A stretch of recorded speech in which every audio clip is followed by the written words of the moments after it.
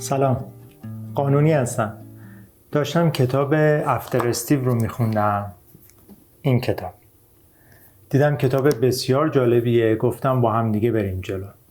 این کتاب به بررسی شرایط اپل بعد از استیو جابز میپردازه، چه نظر استراتژی، چه فرهنگی، چه محصولات و نظر درآمدی و خیلی موارد دیگه. از همین روی جلد خیلی جالب شروع میشه. روی جلد کتاب نوشته اپل چگونه یک شرکت تریلیون دلاری شد ولی روح خودش رو از دست داد. دقیقاً برای جواب به این مسئله پشت کتاب یه مسئله خیلی جالبی رو نوشته. میگه که استیو جابز به جانی آیو لقب پارتنر یا همون شریک معنوی خودش رو داده. به خاطر اینه که با جانی آیو خب خیلی سالها در مورد طراحی محصول صحبت میکردن و میدونید جانی آیو مدیر ارشد طراحی محصول اپل بود تا سال 2019 که اپل رو ترک کرد. خب جانی آیو همون کسی بود که مکبوک ایر رو طراحی کرد، آیپد رو طراحی کرد، آیپاد و خب واچ جدید رو، آیفون هم که خب یکی از طراحی‌های معروف جانی آیو هستش.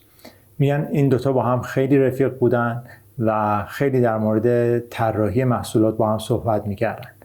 جانی آیو گویا بعد از استیو جابز از نظر روحی زیاد دووم نمیاره و میگن این مسئله خیلی اذیتش کرده از نظر روحی. خودش رو یه مدت سرگرم طراحی اپل هدکوارتر میکنه، همین اپل پارکی که الان داخلش هستن، و بعدش خودش رو مشغول طراحی اپل واچ میکنه، ولی در نهایت از نظر روحی و انگیزشی دووم نمیاره و سال 2019 اپل رو ترک میکنه.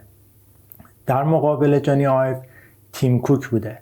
گویا تیم کوک و جانی آیو زیاد با هم دیگه توی یک راستا از همون اول نبودن. تیم کوک اصلا در قسمت ساپلای بوده و در قسمت طراحی و تولید محصول نبوده.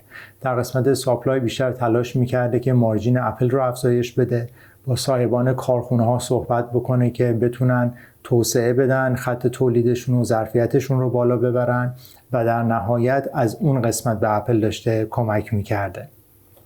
خب این کتاب تقریبا میشه گفتش که بیش از 200 تا مصاحبه رو جمع آوری کرده از دوستان، آشنایان، خانواده، همکاران و کسایی که با اپل و استیو جابز در ارتباط بودن و همش به صورت مستند هستش.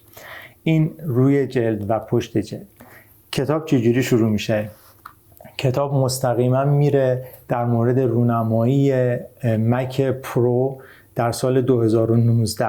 همون مک پرویی که اگه یادتون باشه چرخاش حدوداً فقط $700 پولش بود و یک طراحی بدنه‌ای داشت که کلی سوراخ روش بود. در مورد این صحبت میکنه که جانی آیو روی صحنه میره و برای تیم کوک که مدیر عاملش هست در مورد چگونگی طراحی و اینکه چطور به این طراحی رسیدن صحبت میکنه. میگن طوری صحبت میکرده که انگار اولین باره که داره برای مدیر عاملش توضیح میده. تیم کوک هم طوری داشته میشنیده که انگار اولین باره که با این محصول روبرو شده. اما نکته جالب که کتاب بهش اشاره میکنه اینه که به محض اینکه این رونمایی تموم میشه دوربین ها روی تیم کوک زوم میکنن و هیچ کس متوجه نمیشه که جانی آیو بین حضار برای همیشه اپل رو ترک میکنه و گویا مستقیما به خارج از سالن میره.